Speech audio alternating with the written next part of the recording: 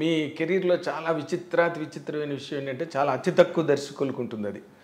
అంటే నా అనుభవంలో ఒకటి ఏంటంటే పవన్ కళ్యాణ్, రవితేజతో ఒక రకమైన అసోసియేషన్, తర్వాత చిరంజీవి గారు, మెగాస్టార్ చిరంజీవితోనే మెగా హిట్, తర్వాత ఇప్పుడు బాలకృష్ణ గారితో సినిమా. అసలు ఎవ్వరూ ఎక్స్పెక్ట్ చేయరు. మధ్యలో NTR, I'm sorry with due regards to the fans of junior NTR, జై లవకుశ. ఇలాంటి ఒక ట్రావెల్ అన్నది చాలా అతి తక్కువ డైరెక్టర్స్లో ఉంటుందని నా అబ్జర్వేషన్ కనిపిస్తుంటుంది నాకు. అసలు ఈ జర్నీ పట్ల మీ ఫీలింగ్ ఎట్లా ఉంటుంది సార్? అంటే టు బి నిజంగానే మీరు అన్నట్టు తల్లిదండ్రులు చేసుకున్న పుణ్యమో ఏంటో తెలీదు, చాలా ఆనందంగా ఉంటుంది, గర్వంగా ఉంటుంది. అంటే తక్కువ ఏజ్లోనే ఇలాంటి బిగ్గెస్ట్ స్టార్స్తో వర్క్ చేసే అవకాశం రావటం.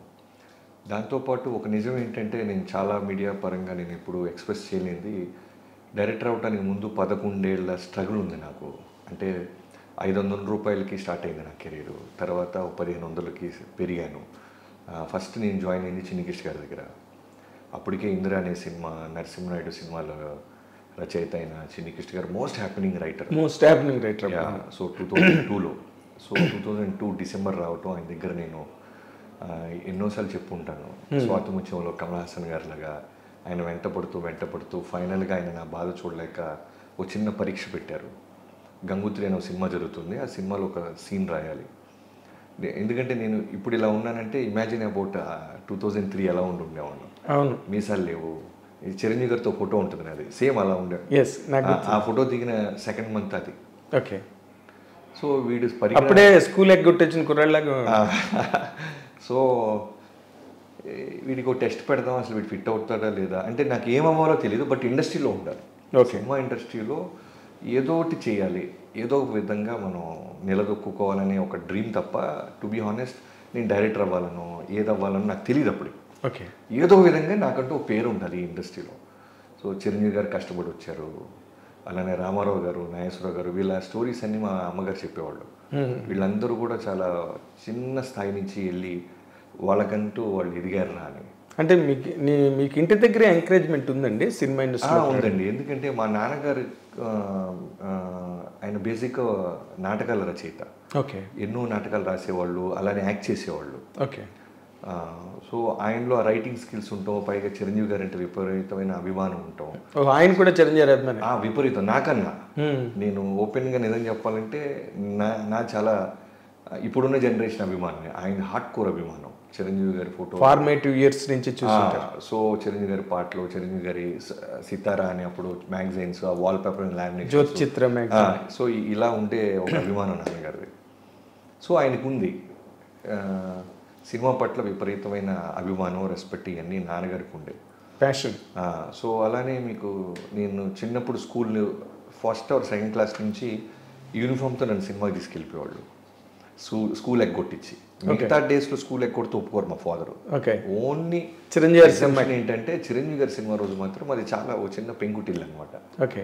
సో మా నాన్నగారు స్నానం చేసి వచ్చి మెల్లగా షర్ట్ వేసుకుంటున్నప్పుడు నేను మెల్లగా షూలు వేసి కట్టుకుంటూ ఆయన వైపే చూస్తూ ఉండేవాడిని, ఉందా లేదా నాకు వాళ్ళ అవకాశాలు. ఆయన దువ్వుకుంటూ మా అమ్మ చూడకూడదు, అదేలే, ఎందుకంటే ఏంటి చెడగొట్టేస్తున్నావు అంటారని మెల్లగా ఒక కనుసైగతో కనుగొట్టి ఇలా దువ్వేవాడు. ఇక అంతే హుషారుగా అమ్మ బాయ్, అక్క బాయ్ ఇలా వెళ్ళిపోయేవాడు. స్కూల్కి వెళ్ళి వచ్చేస్తానే అని చెప్పి వాటర్ బాటిల్ అన్నీ, మళ్ళీ క్యారేజ్ వద్దంటే డౌట్ వస్తుంది మా అమ్మకి, అదే ఎందుకు వద్దంటున్నాడని. చాలా కీలకమైన పాయింట్, డైరెక్షన్ ఫాల్ట్ అయిపోద్ది. సో వాటర్ పట్టుకొని, ఆ వాటర్ మిల్టన్ వాటర్ ఫ్లాస్కో, అలానే క్యారేజ్ అన్నీ పెట్టుకుని బుట్ట తట్ట పట్టుకొని బయలుదేరి నడుచుకుంటూ స్లోగా స్కూల్కి వెళ్ళే దారిలో మా ఫాదర్ బ్రేక్ఫాస్ట్ చేసి వచ్చి అలా వచ్చి స్కూటర్ ఆపితే ఎక్కి కూర్చుండేవాడిని. ఓకే. సో ఫస్ట్ డే సినిమాకి తీసుకెళ్ళిపోయేవాళ్ళు. సో అందరూ పెద్దోళ్ళు వస్తారు కాబట్టి బెనిఫిట్ షో అంటే అప్పట్లో గుంటూరు మీకు వినే ఉంటారు, తెల్లవారుజామున మామూలుగా ఓ 7కి అలా షోస్ ఉంటాయి. అవును. సో 7:30 షోస్కి. అవును. మ్యాక్సిమం 8 లోపు షోస్ పడిపోతాయి. సో ఆ టైంలో ఏంటంటే మెల్లగా వెళ్తాను నన్ను, మా ఫాదర్ జనాల మీద పడి తొక్కుతారు కాబట్టి ఇక్కడ ఎక్కించుకునేవారు మా ఫాదర్. స్కూటర్ దగ్గర పెట్టేసి హిమని అని ఒక స్వీట్ షాప్ ఉండేది, అక్కడ నా బ్యాగ్, నా వాటర్ బాటిల్ పెట్టేసేవాడు. మధ్యాహ్నానికి వస్తామని లగేజ్ అంతా అక్కడ పెట్టేసి ఫాదర్ ఏం చేసేవాడు అంటే గేట్ ఓపెన్, ఫాదర్ గారికి నాన్నగారికి బాగా తెలిసి ఉండేవాళ్ళు ఆ మేనేజర్స్ వాళ్ళు. సో ఎందుకు మోంటారు కాసేపు ఆగి రావచ్చు కదా అంటే మా ఫాదర్కి నాకు టెన్షన్ ఏంటంటే స్టార్ట్ అయిపోతుంది సినిమా తెరెత్తేస్తారేమో ఆ విజిల్స్తో చూడాలి కదా, విజిల్స్తో చూడాలి. అప్పుడు ఏంటంటే తెరెత్తటం అంటే హీరో కనబడుతుంది మనకి. అవును, న్యూస్ రీల్ ఉంటుంది. సో సో అవి మిస్ అవ్వకూడదని వెళ్ళిపోయాను. సో అలా అలవాటు అయిపోయింది నాకు నా బాడీలోకి సినిమా అనేది చిరంజీవి గారి పట్ల అభిమానం అనేది. సో ఎప్పుడైతే మీరు కూడా నాటకాలు గట్టా నాకు అదేం లేదు. ఇన్ఫ్యాక్ట్ నేను చాలాసార్లు చెప్పు ఉంటాను, 1000 మందికి నేను షార్ట్ చెప్పమంటే నేను చెప్పేయగలను, యాక్ట్ చేసి చూపించగలను. చిరంజీవి గారు ఉన్నా, ఇప్పుడు చేస్తున్న బాలకృష్ణ గారు ఉన్నా, నేను అనుకునేది నేను వాళ్ళకి యాక్ట్ చేసి నేను ప్రజెంట్ చేయగలను. కెమెరా వస్తే మాత్రం నేను వెంటనే ఆగిపోతాను. నాకు చాలా విపరీతమైన ఇంట్రావర్ట్ని, విపరీతమైన సిగ్గు. I can't face. అది నాకు మాత్రమే ఎక్కువ తెలుసు. సో అందుకని చాలామంది ఇంటర్వ్యూస్ అడిగిన నేను దూరంగా ఉంటానికి కారణం, మీలాంటి వాళ్ళకి నేను దొరకపోవటానికి కారణం అదొక్కటే. ఓకే. ఈవెన్ ఆడియో ఫంక్షన్స్ కూడా పాపం చాలామంది పిలుస్తుంటారు, మీరు వస్తే బాగుంటుందని. మొన్న ఎప్పుడో ఒక దానికి వచ్చినట్టున్నారు. ఇక తప్పదు అనుకుంటే వాళ్ళకి ఏదో హెల్ప్ అవుద్ది, మనం వెళ్తాం అంటే ఎవరున్నా పర్వాలేదు అనుకున్న వాటికి ఎగ్గొట్టేస్తా. ఎవరైనా పర్సనల్గా నిర్మాత మీరు వస్తే బాగుంటుంది అనుకుంటే అవాయిడ్ చేయలేక వెళ్తాను అంతే తప్ప నాకు వేరే యాటిట్యూడ్ కాదు, ఇంకో ప్రాబ్లం కాదు. నాకు కెమెరాలన్నా అవి రోల్ అవుతూ మనం రికార్డ్ అవుతున్నాం అన్నా తెలియకుండానే ఒక చిన్న భయం, చిన్న బిడియం అంటారా, భయం అంటారా, ఏదో ఇబ్బంది ఉంటుంది. అదే ఇన్కన్వీనియన్స్, అసౌకర్యం అన్నమాట. కరెక్ట్. సో మీరు కంటిన్యూ చేస్తున్నారు. సో అలా అభిమానం అనేది సినిమా పట్ల అలా వచ్చింది. ఎప్పుడైతే నేను చిన్నకృష్ణ గారి దగ్గర 2003లో బీకామ్ తర్వాత మరి ఇంక చదవాలనుకోలే అసలు. ఫస్ట్ నుంచి మనది ఇది కాదు కదా, మనం టైం వేస్ట్ చేస్తామనే గొడవ మనది.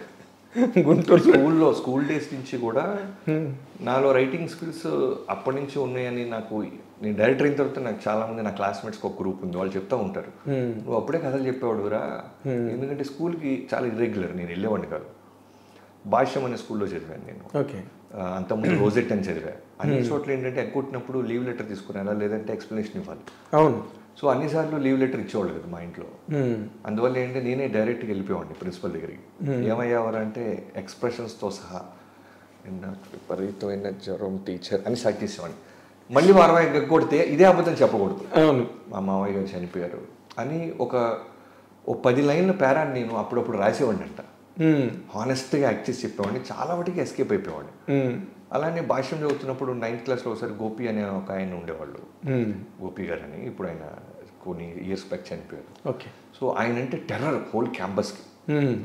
ఆయన ఒక బెత్తం పట్టుకోడు, బంచ్ ఆఫ్ స్టిక్స్ని అలా పట్టుకొని ఇలా గోడ కొడతా ఉంటాడు. ఆ సౌండ్కి ఉచ్చబడిపోతాయి మనకి. సో ఆయన రారా రామ రామ రామ నటరాజా రామ అనేవాడు. లేదు అక్కడి నుంచి చాలా సైలెంట్గా వెళ్ళి చెప్పిన అబద్ధాన్ని చెప్పకుండా చెప్పేవాడు. ఆయన అప్పుడు ఒకసారి అన్నాడు, అరే ఇన్ని కథలు ఎలా చూస్తాయిరా, ఒక స్కూల్ ఎక్క ఉండటానికి ఇన్ని కారణాలు నీ దగ్గర ఎక్కడ ఉన్నాయి అన్నాడు. సో ఇవన్నీ నేను డైరెక్టర్ అయిన తర్వాత చాలామంది ఫ్రెండ్స్ నాతో షేర్ చేసుకుంటుంటే ఓకే మన చిన్నప్పటి నుంచి ఇన్బిల్ట్ ఉంది క్వాలిటీ అని ఆనందపడతా ఉండే. అదే కథా రచన శక్తి అప్పుడే వచ్చింది ఉండాలి. అదే మా నాన్నగారు ఎప్పుడు అంటుండేవాడు, రే నీకు ఆస్తులు ఇచ్చిన ఇవ్వకపోయినా నేను స్కిల్స్ ఇచ్చాను రా అని. పాపం చాలా విపరీతంగా నన్ను టీస్ చేస్తూ ఉండేవాడు మా ఫాదర్. అదే ఈ మధ్యనే కదా ఆయన last year August 20th during shoot of Waltair Veerayya. కానీ it is something very heartbreaking కదా. అంటే సినిమా ఎన్నో సీన్లు రాసి ఉంటాం మనం, ఎన్నో సినిమాలు చూస్తాం కదా. మన లైఫ్లో కూడా సినిమాటిక్ ఇన్సిడెంట్స్ వస్తాయి, సంఘటనలు వస్తాయి. అవి చెప్తే సినిమా ఇదేంటి సినిమా ఎపిసోడ్ చెప్తున్నాడు అనేలాంటి ఎపిసోడ్స్ జరిగినాయి నా లైఫ్లో, ఎస్పెషల్లీ ఫాదర్ విషయంలో. ఎందుకంటే ఆయనకి చెప్పాను కదా, చిరంజీవి గారికి మంచి విపరీతమైన అభిమాని. సో చిరంజీవి గారి సినిమా ఫ్లాప్ అయితే ఆయన భోంచేసే పద్ధతి కూడా మారిపోద్ది. చాలా సిక్గా ఉంటారు ఆ రోజంతా, చిన్న ఇబ్బంది పడిపోతాడు. ఏంటో ఆయన డైరెక్ట్ చేసినట్టు, ఆయన నిర్మాతగా ఆయన చేసినట్టు ఇలా అవ్వకూడదు కదా బాస్ సినిమా అంటుండే బ్యాచ్. ఓకే.